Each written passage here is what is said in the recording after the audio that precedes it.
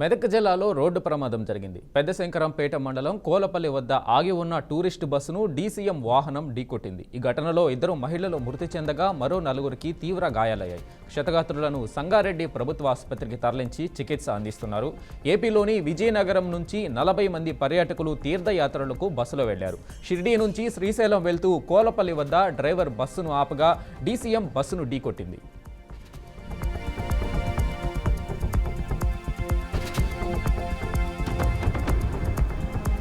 ఘటనపై పూర్తి అప్డేట్స్ బాసిత్ అందిస్తారు. బాసిత్ చెప్పండి. వెంకటేష్, ఈరోజు తెల్లవారుజామున మెదక్ జిల్లా పెద్దశంకరంపేట మండలం పూలపల్లి వద్ద ఘోర రోడ్డు ప్రమాదం చోటు చేసుకుంది. ఆగి ఉన్న ట్రావెల్ బస్సును డీసీఎం ఢీకొట్టడంతో అక్కడికక్కడే 2 మృతి చెందారు. మృతుల్లో నారాయణమ్మతో పాటు సూరపమ్మ అనే మహిళలు మృతి చెందారు. వీరంతా షిరిడీ వెళ్లి షిరిడీ నుంచి మళ్ళీ శ్రీశైలం వెళ్ళడానికి తిరుగు ప్రయాణంలో వెళ్తుండగా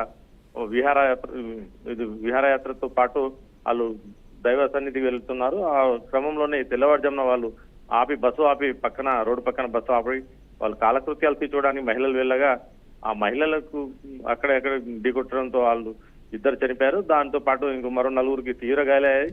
మొత్తం ఇందుకు బస్సులో 40 మంది ప్రయాణిస్తున్నారు.